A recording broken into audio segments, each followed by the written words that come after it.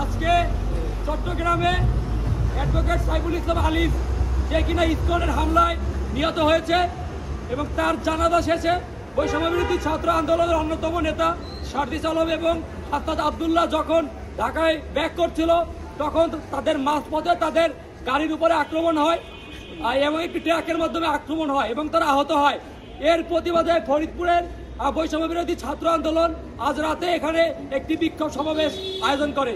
আমরা এর তীব্র প্রতিবাদ জানাই এবং এর সঠিক বিচার আমরা চাই।